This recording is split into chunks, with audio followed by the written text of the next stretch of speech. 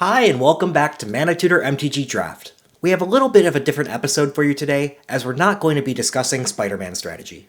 Instead, I want to talk about the frequency of sets, my predictions on the Spider-Man draft experience, and provide a channel update. I'll start by saying, as a limited player, that I like getting a new set every 2 months. The cycle of spending the first 2 weeks learning the set, the second 2 weeks becoming an expert on the set, the third 2 weeks exploring niche archetypes and build-arounds, and the fourth 2 weeks reviewing spoilers for the next set is a nice cadence. Any less frequent, and sets would start to get boring. Honestly, sometimes after the first month, some sets already start to get boring. Now I understand that my constructed friends might find that pace overwhelming. If I were a Commander player that needed to reconsider how a new set impacts my decks containing cards from all of Magic's history every 2 months, I'm sure I'd get exhausted.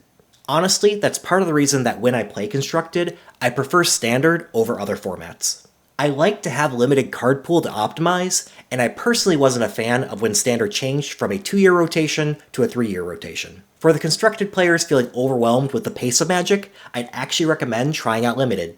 Yes, you need to know nearly 300 cards every couple of months to be good at Limited, but a third of those cards are rares and mythics that you don't really need to memorize and can read on the spot. And for you Commander players, you might get a shot at drafting Spider-Man amongst your friends because Spider-Man is a 4-player draft set. You and 3 other players each pick 2 cards per pick rather than 1. And that's because Spider-Man is a smaller set with only about 2/3 of the number of cards as a normal set, and it required a different draft setup to accommodate that. But don't judge the draft experience completely off of Spider-Man. Spider-Man was originally built to be a non-draftable set like March of the Machines Aftermath, and later was directed to be made draftable. It's only designed to support 5 archetypes instead of the typical 10. While I'm sure there will be some hidden archetypes to discover, I have my fears that Spider-Man won't be the best draft experience and will get somewhat repetitive with that small of a card pool. Furthermore, the audience will be split between paper and online players. The card names will be different in paper versus online, making it very difficult to make content for both types of players. Which brings me to my channel update. I'm going to be taking the Spider-Man set off. I plan to come back when Avatar drops in November, but as Wizards advised, engage in the sets that interest you, and Spider-Man doesn't personally interest me.